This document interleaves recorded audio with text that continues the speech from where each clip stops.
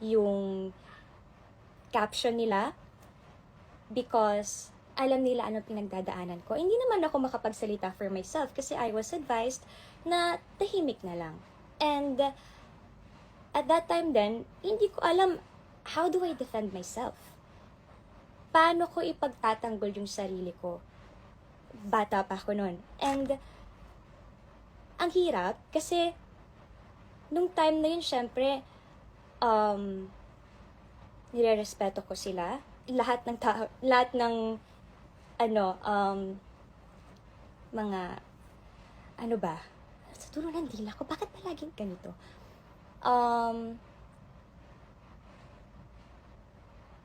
Ano ba? Bakit bigla ako naglag? Anyway, yun nga, going back, hindi ko alam paano i-defend yung sarili ko. So, sila mama, yung mga ate ko, at yung mga pinsan ko yung naging bosses ko. And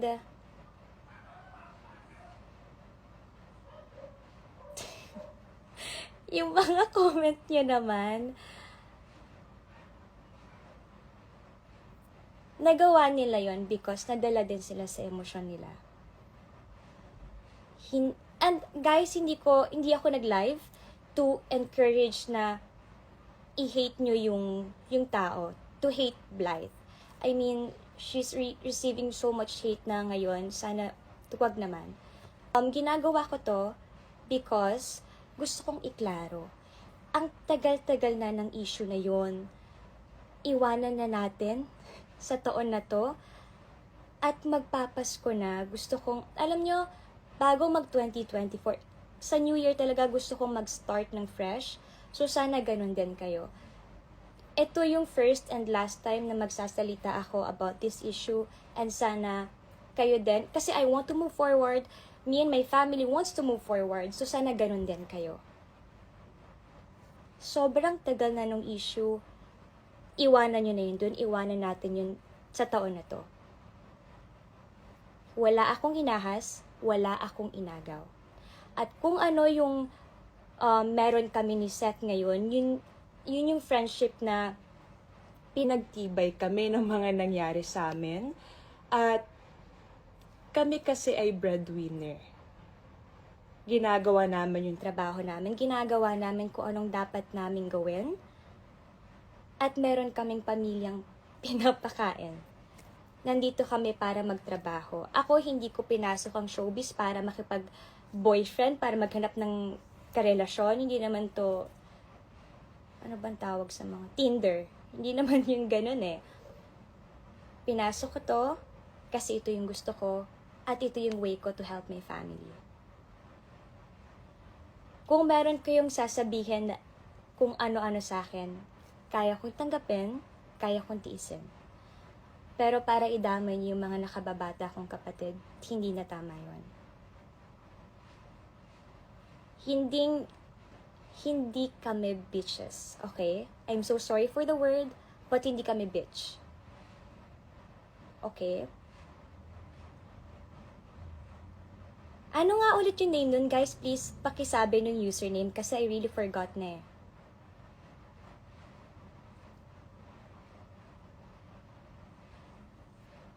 Okay, wala.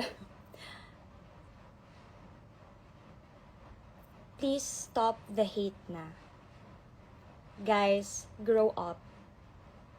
Please. Ayun, Mimasor. Oy, Mimasor. So, Mimasor, kung ako sa'yo, manihimik ka na. Ayusin mo yung buhay mo, magpaka-mature ka, tapos isama mo sa New Year's resolution mo, ayusin mo yung ugali mo. Alam nyo, ang daming problema ng mundo ngayon. Pilipinas pa lang, dami ng problema. Huwag naman na kayong dumagdag. Be part of the solution, guys. Huwag kayong maging, creator ng problem. Sino ba ang away mo? Sino ba nag-away mo? Huh? Tae mo. Ayan, nagagalit yung multo sa bahay namin. So, guys, please. Stop the hate. Stop bringing back the past issues. Kasi tapos na yun eh. Huwag nyo nang ibalik. And again, wala akong inahas, wala ko nilandi, wala akong inagaw. Malinaw? Screen record nyo, pwede nyo balikan, playback nyo, kasi wala talaga akong inagaw. At kung ano ang nakikita nyo sa amin ni Seth on cam, ginagawa lang namin ang trabaho namin. At saka kasi, yung pagpunta niya sa bahay, yun ay para humingi ng tawad. Kasi alam nila ni Blythe, actually wala akong kasalanan. Pumunta sila dun sa bahay para humingi ng sorry. But, si Blythe ay hindi sumama. She was invited, pero hindi siya sumama.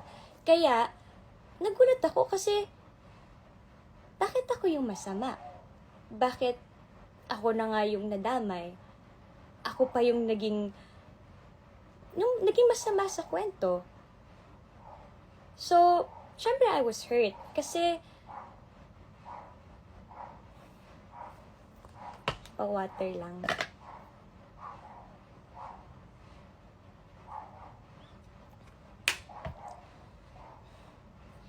Pumunta si Seth doon para humingi ng tawad. He invited Blythe, pero hindi siya sumama.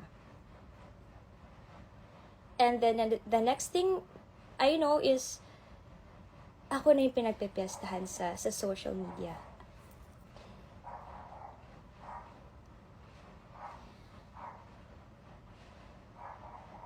Alam niya, nahihingi ng sorry si Seth. And yet, ganun yung ginawa niya. Wala kayong narinig sa akin at all. Nanahimik ako, not because tama lahat ng sinasabi niyo sa akin, nila. Nanahimik ako kasi akala ko mas magiging maayos kung tatahimik ako at kung wala kayong maririnig sa akin. Ayokong dumagdag pa. Ayokong tumagdag pa sa gulong nangyayari nun. Pero kasi na-realize ko na the more nananahimik ako, parang mas lalo lang lumalala. Mas lalo lang lumalala yung nangyayari. And I think it's time na rin naman kasi for me to speak up. And I know na ang dami nagsasabi dyan sa inyo na tuwag ako, gusto ko lang matawag na unbothered queen. No. Hindi ako nanahimik because gusto ko matawag ng ganun. Nanahimik ako kasi ayokong tumagdag sa gulo pa na nangyayari noon. Hanggang ngayon, tagal ko nanahimik. Alam niyo yan, hindi ako mapagpatol. At hindi naman ako talaga papatol. Because lahat ng sinasabi niyo ay hindi totoo. Ngayon, I am speaking up for myself and for my family. Kasi ang tagal namin na nahimik, lalo ako. I respected Blythe. And, of course, nirespeto ko ang love team nila noon. Wala akong inagaw. And also, gusto ko lang ilinawin sa inyo na hindi niya ako sinugod sa dressing room. But, tinawagan niya ako and she was mad, she was aggressive. And then, hanggang sa, yun, parang the next few days, biglang ang gulo na, ang dami lang sinasabi sa akin ng mga tao. And, ang hirap kasi nung time na yun, hindi ko talaga alam anong gagawin ko. So, my mom was there para i-defend ako. Pati sila ate, and then,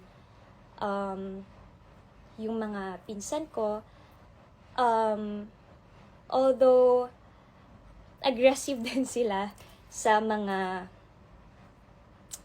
sinabi nila, but syempre, alam kasi nila yung pinagdadaanan ko nun. Kaya, nadala din sila ng emosyon nila. So, yun yung mga gusto kong, actually, ang dami nga ang dami ko pang gustong sabihin, pero, ito ang gusto kong linawin lang sa inyo talaga. wala akong inagaw. And stop the hate. Kung ano man yung naging problema ni Blythe at ni Seth noon, sa kanila yon. Labas ako doon. At kung ano mang problema nila ngayon, labas ako doon. Huwag nyo na akong idamay. Huwag nyo nang i-drag yung name ko because labas ako sa problema na meron sila ngayon at yung problema nila noon. Hindi ako ang tao para magsalita sa kung ano nangyayari sa kanila.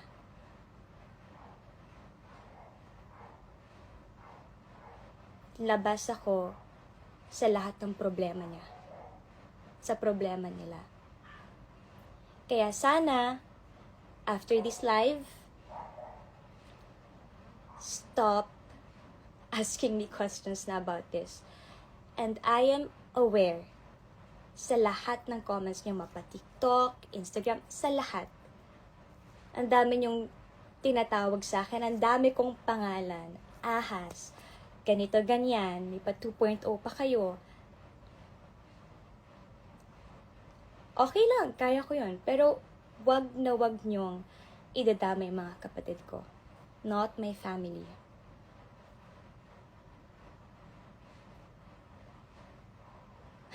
Magpapasko na, guys. Magto 2024 na. Pwede bang upgrade din natin pati utak natin and yung personality natin? Kung kaya nyo lang naman. Pero sana kayanin nyo.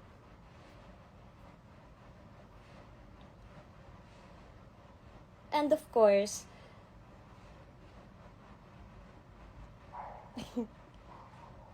yes, paulit-ulit na, tama.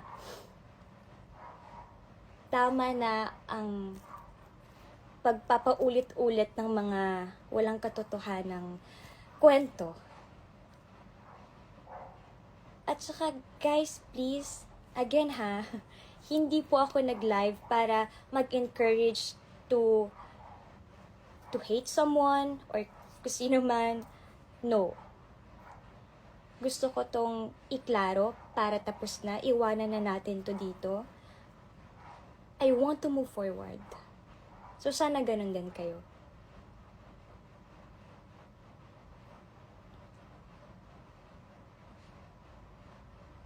Yes. Move forward, guys. Iwanan na natin to dito at sana naintindihan nyo lahat ng sinabi ko. Sana inintindi nyo.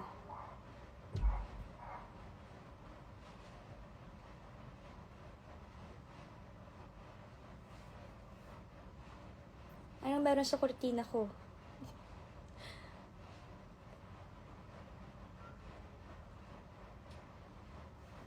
So please, guys, stop the hate.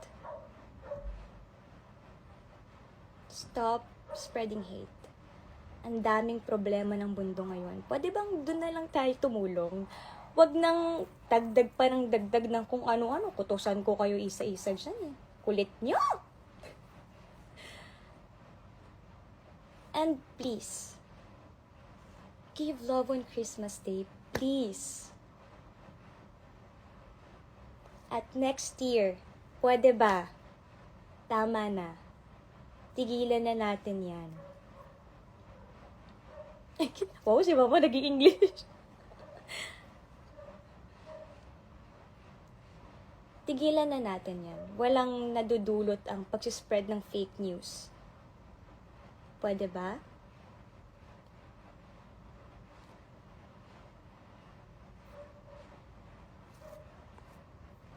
So, tama na. Okay?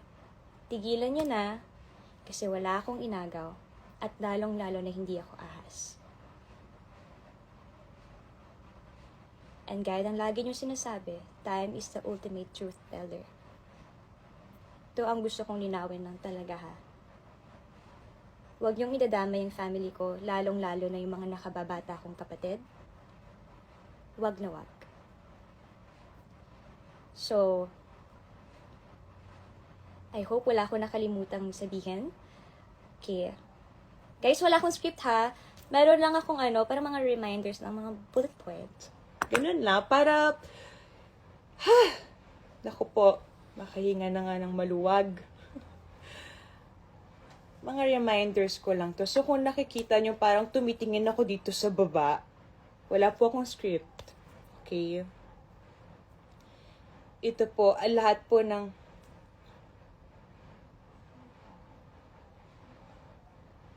yan, see? What's that?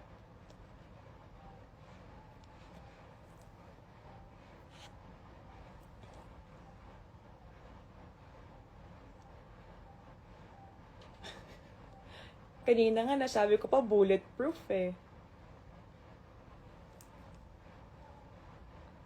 Lahat po ng sinabi ko ngayon, nanggaling po yun sa aking puso. So, wag nyo namang isipin na scripted to ha. Kasi kayo, mapagawa kayo ng kwento masyado eh. Sige, I'm gonna stay here for a few minutes. Kasi, ito yung first and last time na may sasagutin ako at may sasabihin para tapos na to, please. O, sige. Hi! Hello? Ano na naman yan? Hindi tayo nag-usap dito. Napanood ko nga Oh. sabi ni Mama naka-live ka daw eh. Wait lang, labo. Hindi natin to pinag-usapan ha. Ako lang ang magla-live today ha. Hindi, nagsalita ka na, Chin. Okay na yan. Nagsalita ka na ako, magsasalita na. Manood kayo, 16,800, 17,000. Hoy. Manood kayo ah. Calm down. I know. Hindi, hoy, Okay. ayusin mo ha. Ako, sinabi ko lang Yeah, I know. kung ano yung totoo, kinlaro ko lang. I mean, for sure, Nakita mo na, napanood mo naman kanina. Ako lang dapat niya set. Pero, ayos. Yeah. And yeah, okay, I promise. nanonood si Mama. Ito Mga ah, ate ko. unang-una. Hi, Okay. tita. Hi, tita. Hello, sa family, Francine. Unang-una, walang inagaw si Chin. Walang nang agaw. Okay? Ako, alam to ni tita, ako ang nagsabi kay tita, ako ang nagsumbong kay tita kung ano ang nangyari. Hindi si Chin, ako, sa akin narinig ni tita una ang nangyari.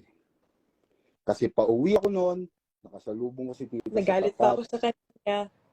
ng building, sa tapat ng building, at ako ang mismo ang nagsabi kay tita. At sa sobrang bait po ni Chin, ang sinabi pa ni Chin sa akin, bakit mo ko inunahan kay mama? Yun po ang totoo. Kasi si Chin po, ayaw niya na magkagulo.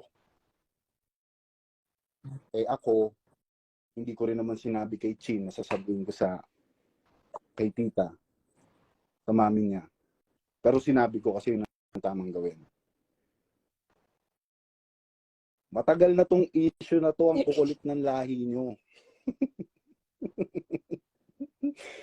Ako, nananahimik si Francine at ang pamilya niya, dinadamay nyo pa. Bakit ba kayo gigil na gigil sa kanila? Okay? Walang inagaw si Chin. Pumunta ako ng bahay ni Chin the next day para personal na humingi ng dispensa sa kung anong nangyari.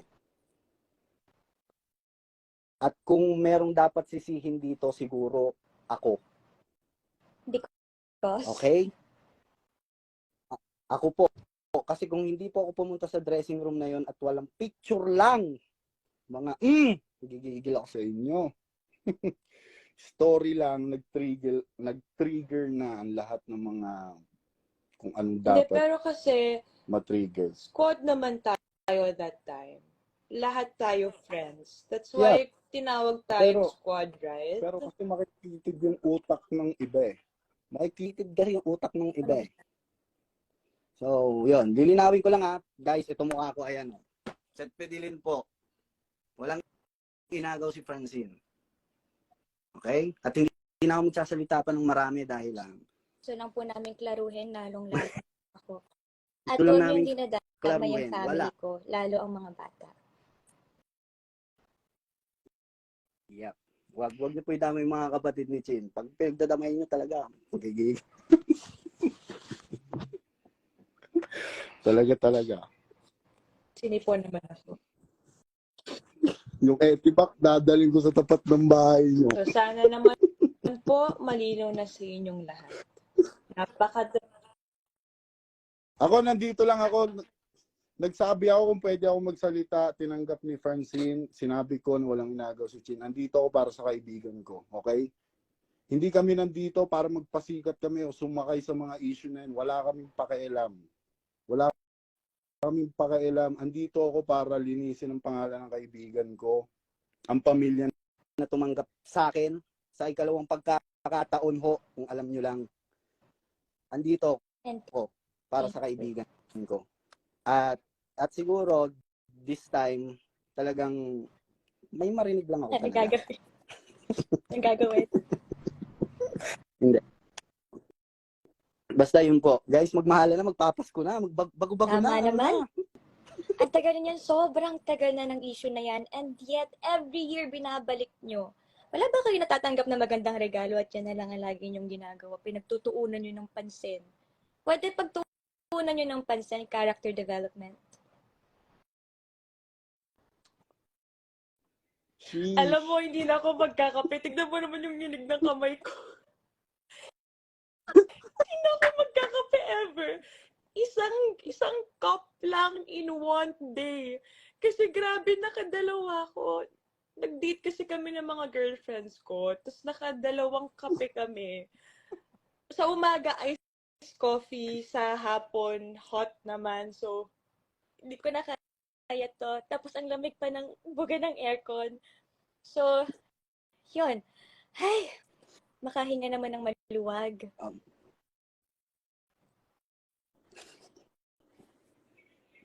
Nagtitiktok ako, Kailan nag-live ka ka pa pala. natuto mag-TikTok? Ano Well, tinitiktok mo? Lang. Mamaya po post. Saka masaya. Sige po, saka masaya. Oh, so, okay, so guys, sana naman malinaw na. No? Iwanan na natin to. Mas maganda pag natulog tayong lahat ngayong gabi, tigilan na natin. Tapos sa Pasko, di ba? Give love on Christmas Mga Day. magpapasko na. Patawad na ang lahat. Kalimutan ang mga mabibigat Wala po na mga problemang pinagdaanan. Nung nakaraan. Okay? Tama na. Saka paalala lang guys ha, artista kami, oo.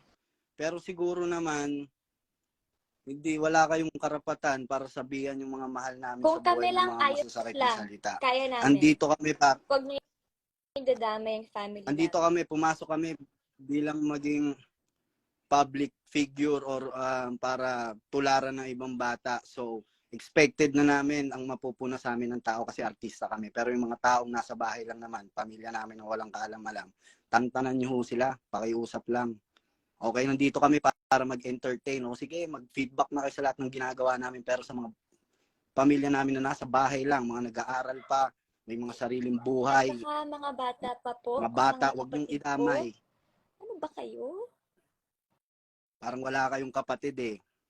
Eto. Di ba kayo nag-grade utos, 1? Tinuturo yan, di ba? Sa bahay pa lang, tinuturo na yan. Kumalma ka naman. So, bitbitin Hindi nyo yan tayo kahit para saan. mang-away dito, ha? Hindi ako nang Wow! aawat. I'm just being real. Real talk. Okay. I'm just being real. Gusto lang natin Laruhin, Yun lang, guys. linawin, Sa artista kami. Sige, ibas wala mo kami. akong inagaw. God. God! Wala. Saka, matagal na yan. Kaya naman Pakiusap. sana, Pakiusap. next year, no? O kaya tomorrow, tapos na yan. Huwag nyo na ibalik kasi ang tagal na yan. Lala kayong makuha gawa-gawa na lang talaga. At kung ganyan ka-boring ang life nyo, ang marirecommend ko, nag-recommend meditation, guys. Sundin nyo na lang ang book ni Robin Sharma. Oh my gosh.